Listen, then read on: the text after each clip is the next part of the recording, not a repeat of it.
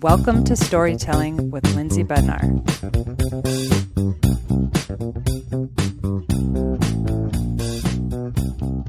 Hi. Hi, good morning. At the time of this recording, I suppose it is morning, but people probably listen at all times of the day. All times. It is morning. It feels like morning. Did I tell? Okay, it wasn't this morning, but yesterday morning, I have to tell you a funny story. So I made Garrison French toast. It was just he and I at home. Gary was at the gym. Whitney had left for school, and he had his first two pieces. And then he was like, I'm like, do you want some more? He's a big breakfast eater. He's like, I'll have two more. So I'm putting the butter on his French toast. He's at the counter. He picks up like the dish brush and is like, what is this? I'm like, oh, that's a bottle brush. And he's like, oh, and I was like, well, honey, don't play with that. It's like, got probably soap on it, whatever. And so as I'm talking to him and we're like referencing the dish brush, rather than take the syrup and put it on his French toast, I take the dish his French toast. And both he and I looked at each other like with their mouths open, like, did that just happen? I was like, oh, buddy, I'm so sorry. I have another piece. He was like, it's okay. It's okay. But then we couldn't stop giggling. Yeah. It must be a Monday. And yeah, my brain was just in like a million different places. And that is definitely the first time I've ever done that. Hopefully the last, but yeah. Yeah, it's the multitasking when our brain is thinking of one thing and does a totally different thing. Dish soap. At least you caught it before you ate it. So there's a positive note. I got it like slow motion, and he and I both looked at each other. Oh my God. Blue liquids like oozing out. Like, this isn't syrup. Yeah. Those are cute because those are the stories that they'll never let you live down. When, next time he'll have French toast, he's like, now make sure you grab the syrup, Mom. Sure. I did that. When I was ordering, I always order water with no ice. And I was like reading the menu and I was like, ice, no water to this person or to the server. And Adeline just busted up laughing. She's like, Mom, why would you want ice with no water? What are you going to do with that? And so that happened like months ago. And she continues to, heckle me. Like, what are you going to get to drink, Mom? Just ice with no water. So that's in your future. Oh, I love her. Yeah. I mean, sorry. We got a lot going on in our brains. We have a lot going on. And you have a lot going on. You've had a lot going on the past few weeks. And if you are an avid listener to this podcast, you'll be like, well, this isn't Lindsay's voice, because I am doing a podcast takeover. Sometimes you see those on Instagram, but Lindsay and I were having conversations about her past few weeks, and the conversations were so great and inspiring and had depth and different points of view that I said, why don't we take this to your podcast so people can hear more than a 2-minute segment that has been released around the world. And we'll talk more about what that 2-minute segment is. So I am self-proclaimed Lindsay's favorite person. So if you're listening to this and be like, I'm Lindsay's favorite person, like her mom or something, it's self-proclaimed. She hasn't officially declared it. Stephanie, and I've done a podcast with her, and I love talking with Lindsay, and I wanted to bring her voice to her listeners about her past few weeks. So Lindsay, let's get them out of suspense and what's been going on with you the past few weeks. It's been a few weeks. So I'm going to back up a bit and kind of give some context as to where this started. So in 2020, when we were in the midst of the pandemic, school had to change. School closed down. We were all doing distance learning. And the year that followed, kids were starting to be integrated back into school. And I think I'll speak from my perspective, but from everybody I talked to, more than ever before, parents were really starting to pay close attention to what was happening in their school districts. There were mask mandates, distance learning. Overall school culture was shifting. And so there was just a lot more conversations. And a Facebook page was formed in our district that provided a space for parents to express concerns, ask questions, share information, etc. So this page has thousands of participants, and the concerns are vast. So the school culture has been I would say, a slow burn of frustration for myself and for many over the past several years. When the school year started this year, students in our elementary school were telling their parents that a child was using a bathroom that was not of the child's biological sex. And so that started really this larger conversation um, around school culture. Basically, uh, it was the catalyst to a much larger discussion once we found out that students were able to use a bathroom of their choice, even if it didn't align with their biological sex. And so it started to involve a lot more parents into just discussing school culture. I can see where that would cause an alarm. Like, even as an adult, if someone were to come into an adult bathroom that was of a different biological gender, um, uh, it would cause an awareness. So, for a kid and a parent hearing this, that makes sense that you would have more heightened attention around that. So, what was the outcome, or has there been an outcome with the bathroom and the gender situation?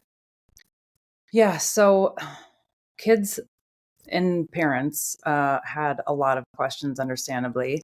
Um, it led to us looking into the school policies, and we found that they had incorporated very discreetly this policy where students could use bathroom of their preferred gender. So it obviously opens the door for kids using a bathroom that doesn't align with their biological sex, which yeah, is can be very surprising if you are a boy in a boy's bathroom and a girl comes in, or vice versa.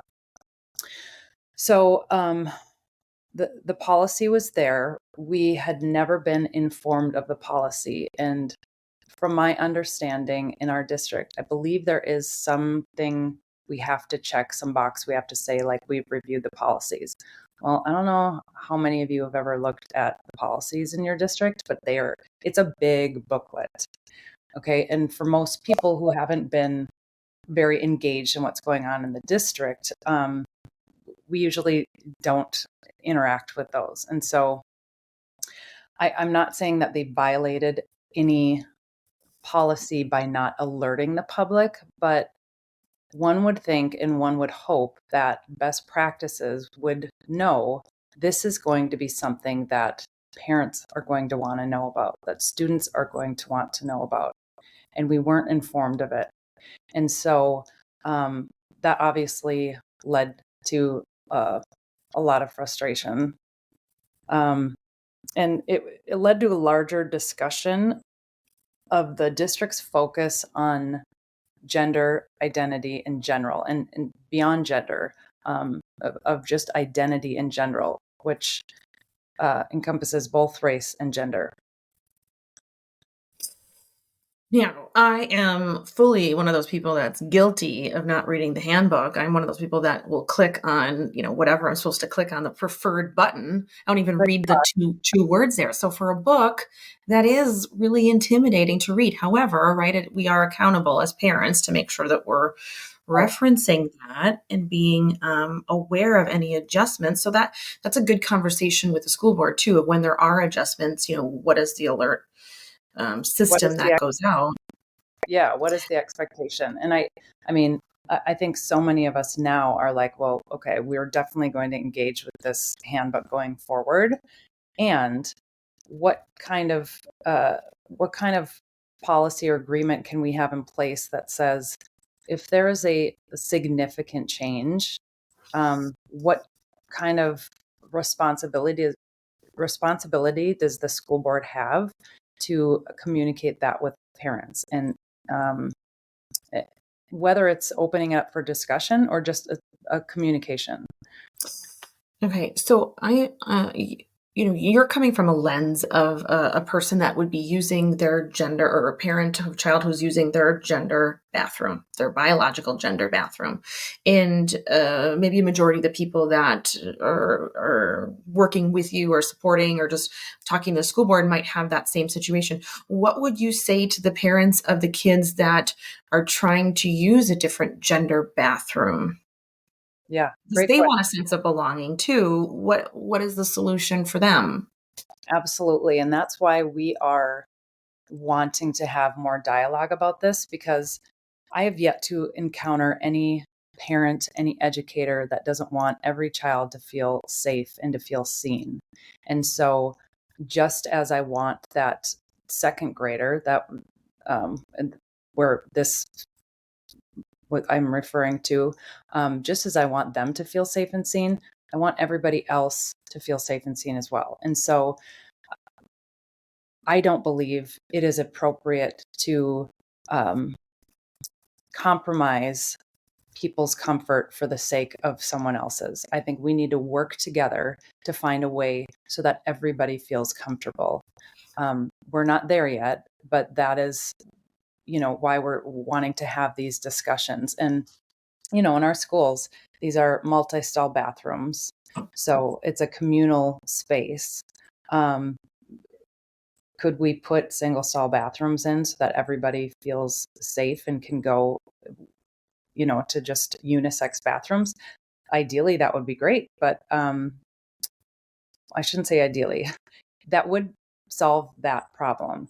It's extremely expensive, um, which I don't know that we would have the budget for, we could get people on board for, with. But B, there are places within our district that have the floor to ceiling stalls. And we've heard that they have been used for sexual activity, for substance abuse, not in elementary school. This is middle school, high school, but like if you're in a high school and you have those kinds of spaces, like, yeah, that's going to get abused. So trying to find an easy solution, it's not an easy solution, but um, we're starting the conversation for sure. Yeah, and it requires patience for change to happen like this. So some change happens so fast right now, and it needs to be slowed down. So that's where I see that compromise happening. So this is what ultimately led you to have that conversation with the school board. So you approached the school board, and you only have a 2-minute window to talk with them with no reciprocation back, just you speaking your voice. In this video, this clip has gone worldwide. So it's showed up in the UK, it's on radio stations, it's been able to make an impact. In what is your thought process on that impact and your experience with the school board? Yeah. Well, I mean, when I put I'll back up.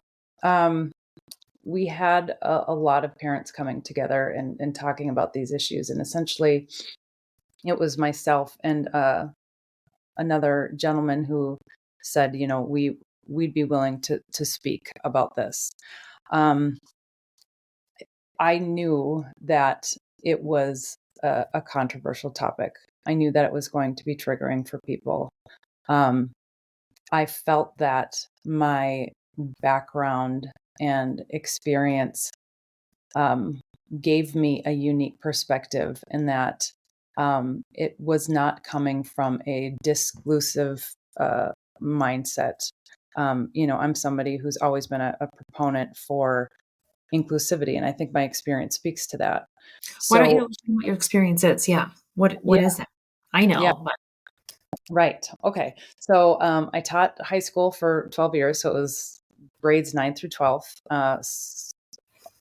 My um, predominantly I was in alternative programs, and so I would have students all the way up to 20 until the age of 21.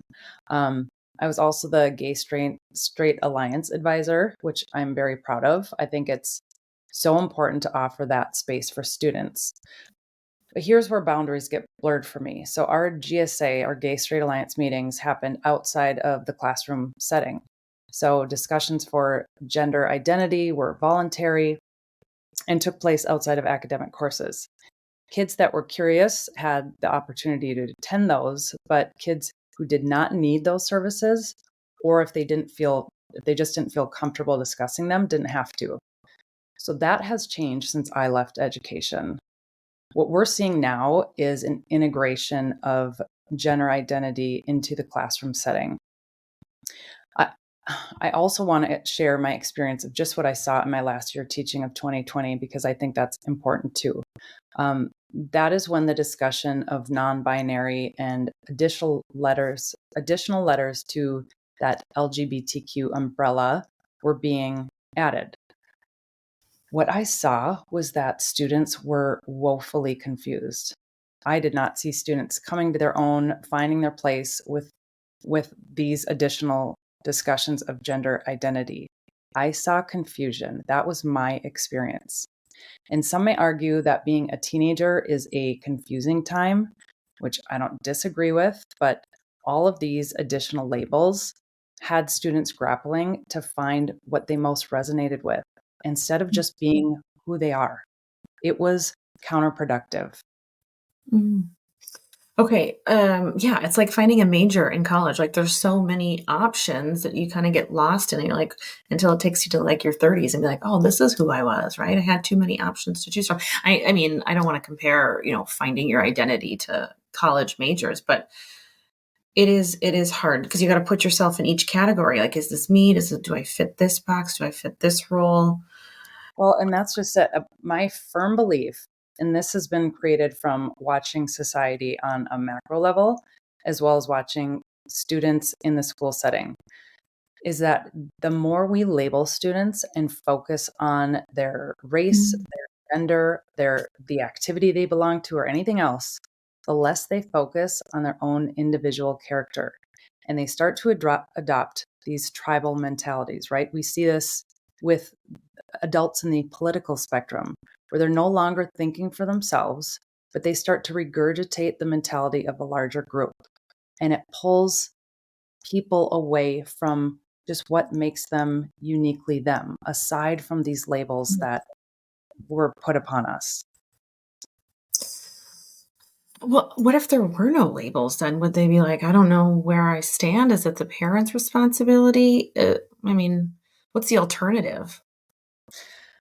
Well, yeah, I mean, that's a great question as to there has to be a line, in my opinion. If you think of it like a pendulum, okay, so if everything seems to sway back and forth and you go too far one way, it's extremely not inclusive, and that is not where we want to be. You go so far the other way, and it's this hyper focus and obsession on these labels that really don't define who we are. They're such a small part of us. I mean, when I think of who I am at my core and I think of my individual characteristics, my gender identity, or all of those other things, my ethnicity, where I'm born, those are just pieces of who I am. And I want that for every single human, because we're so much more than any one thing. And so what we've seen in the last several years has been this focus and integration of things that I feel that distract from really focusing on building our characters. And we've watched our district put such a focus on these issues, well intended, I'm sure. And again, I really believe that all educators want all students to feel seen and included. I have worked among some of the most amazing educators, and that is their goal.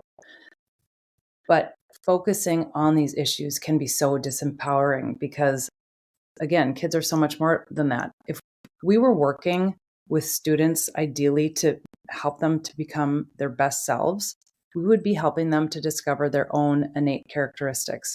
Some are really empathetic, some are cheerleaders, some are leaders. And allowing students to discover what makes them uniquely them will just better allow them to carve out a life that honors their best attributes. When we can find out what makes us uniquely us, that's when we start to like go after careers or lifestyles that honor those things. I mean, you and I know we have both been in careers and transitioned into something that's more in alignment with us. What if we spent all of that energy on really focusing on a student's individual characteristics as opposed to being identified by these larger labels? Does that Well, make thoughts? hold on for a second. So we need to move on from this topic here too, and go more into the meeting. But so instead of characteristics, isn't it like we need to figure out what these kids' values are? Like to say they're a cheerleader and a leader or an empathetic, how is that any different from saying they're white, they're bisexual, or they're Hispanic? I mean, a label is a label. So is it like that we're trying to figure out like how is it that we try to who we are? Is it how do we align? Is it the values? Because I think I guess I'm interpreting it that would be more beneficial than a characteristic of how they act or how they look. I don't know. Does that make sense? Yeah, well, I think it's just how you show up in the world. So you could consider it value. I could consider it that, like, for myself, one of my characteristics is that I love listening to people. That's one of my characteristics. And that's something that I didn't pay much attention to when I was younger because, oh, I love listening. Well, how is that? How am I going to make a career out of that? Well, it's essentially what I do every single day. I listen to people tell their stories, whether it's through a book or through a podcast. And so you can consider it like a value or a characteristic, but if we are tapping into what makes our students uniquely them, as opposed to which group are they a part of, we are setting them up for success in the future and figuring out how do we best honor them and how can they show up in the world. And you said something earlier too of like sacrificing somebody else's happiness or success in order for somebody else to succeed. That might have been our history. That certainly was part of our history. Is it our future too? Like, okay, here's how you identify. Does that mean that we're going to press it upon somebody else that they got to lower their characteristics so that you can shine? Yeah. And, if you think about when you go to therapy, okay, the first thing a therapist is typically going to do is talk about your childhood. You need to get context as to where you are today in this, Okay. So context is absolutely essential in kids learning about the world, about themselves, absolutely. But like any good therapist, they're going to move you beyond the context of how you got here into, okay, so what now? Where are we going? And to me, that's the shift that's missing. And Mhm. what we need to do is, yes, there, I mean, to ignore any piece of like history or a part of ourselves is absolutely not what I'm saying. It is, how do we shift from learning the context of ourselves to then, okay, now what? Now that I have this context, now what? And I think it's that next step that we haven't gotten to. And I derailed this conversation because I want to get back to the school board because I think I can wrap up what you just said too with the word of empowerment, right? How do we empower these people? Okay, we got the context. Now, how do we elevate you and catapult you into the individual that you can be and shine? So empowerment, and that is what you intended to portray when you talk with the school board. And Yeah. you did it in a way, and you had said before that you knew that you were talking about some triggering perspectives. However, I've heard a few people describe it now as, matter of factly and tactful and poised because you see so many other people stating these opinions with blame and finger pointing and shame, and there has to be a wrong group and a right group. And you're Mhm. saying, no, it's just like, how do we build these kids up? I see your kids, I see my kids. Let's empower them. And so let's go back to the school board conversation because I want to talk about like what's become since then as well. Yeah. Yeah. So initially I went to the school board. I think I said before it was myself and another gentleman who went.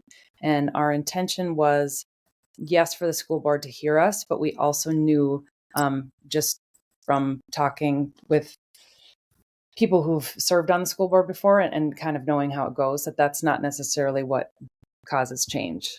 What causes change is really reaching out to the parents and having parents vote in representatives that they feel are listening to all sides of the coin.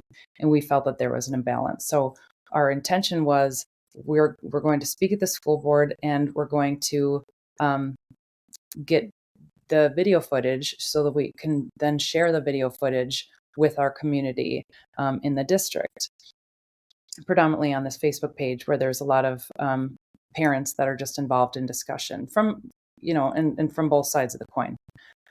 Some that would agree and some that would not agree. And so we did that and released it on there. And, at the time I said, I'm not going to share this on my personal pages because if I'm being transparent, there was definitely fear that people were going to misjudge my character and misjudge my intentions. Well, I had a lot of great conversations with people who know me and people who are really supportive, and they said, And that fear is real. That is real. And we'll talk about what speaking up looks like, but we're always nervous that people are going to misread and misjudge our comments when typically, I would say a majority of the time, they're underlined with kind intentions, right? You meant to put the syrup on, you had really good intentions, but sometimes it's just dawn. But it was good intentions. You reduce that fear, and you were able to speak with them or to school board, and it's become worldwide. Yeah. So then we released it in that page, and a week later, I was with one of my good friends who happened to be with me the night I spoke at the school board, and she was there to support me. We were together, and her phone was starting to blow up, and she got notification that I had been picked up by the Daily Mail at my school board speech, and there was a whole article. And let me just pause and say that, okay, well, I think they did a fairly good job of being straightforward.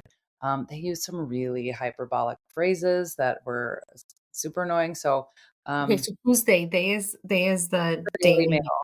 Yeah, yes. And okay, so, okay. um, Like a culture barrier.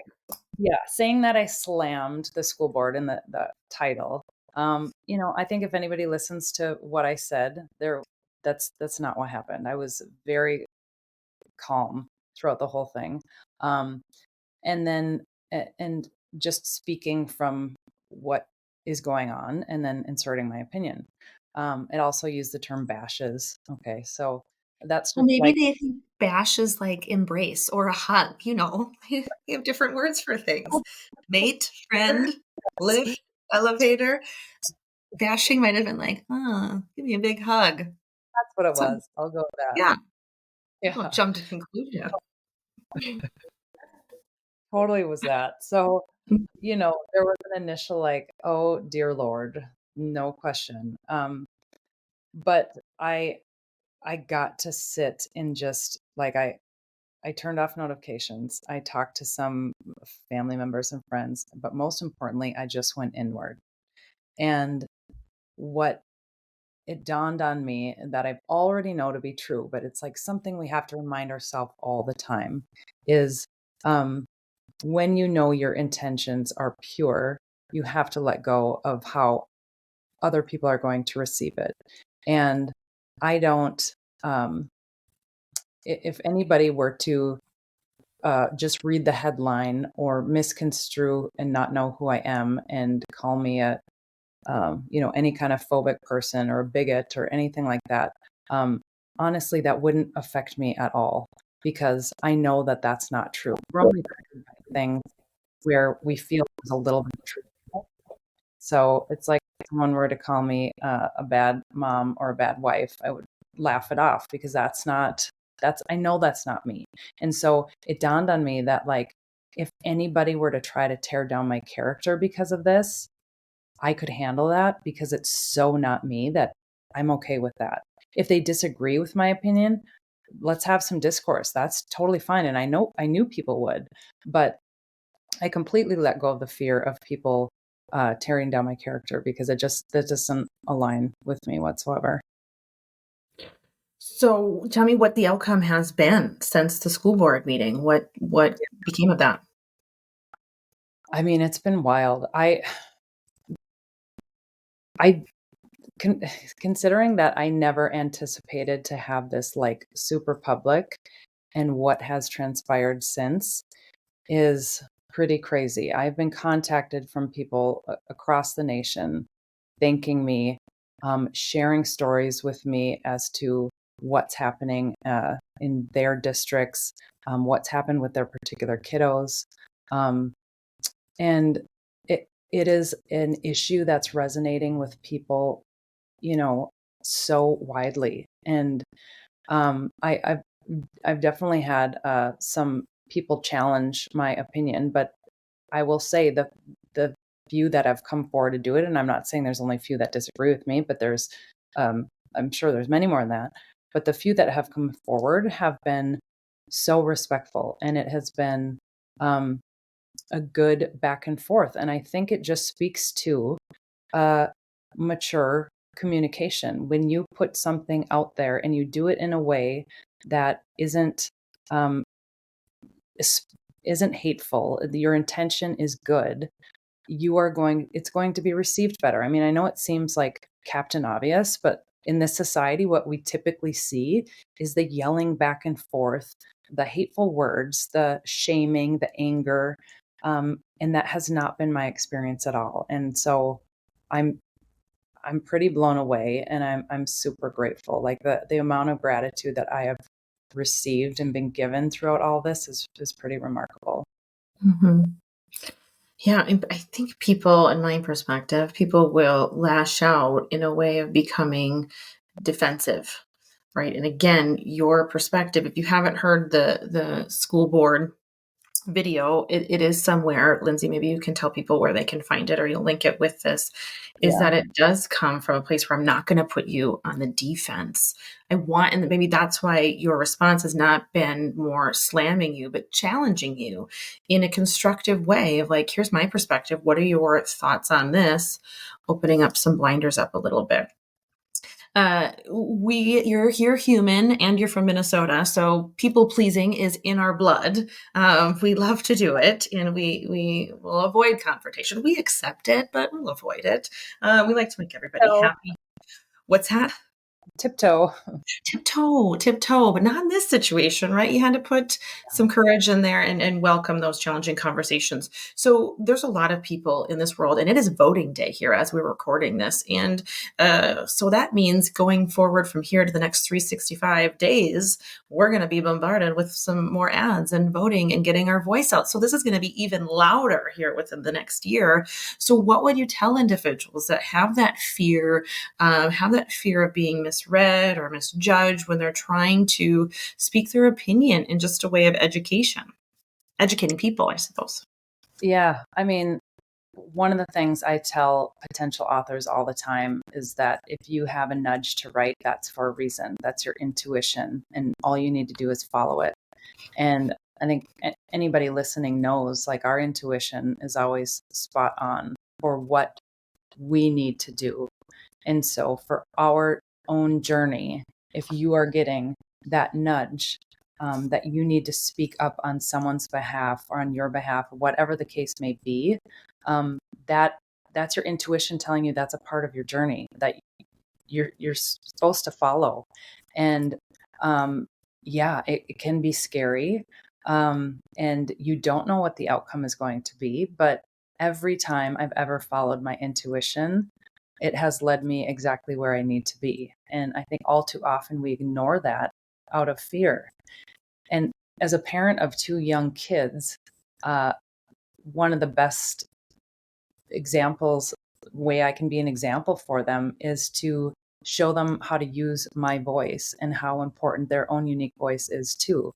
And it's not about, I hope whether people align with what I said or not, I hope that they can at least walk away being encouraged to share their voice in whatever way they want to do it too, because we all have unique perspectives. Nobody walks in the same shoes as somebody else. And so the only way we can come together and really bridge the gaps between us all is if we all share our perspective and our unique thoughts, because that's really how we're going to learn and how we're going to get anywhere.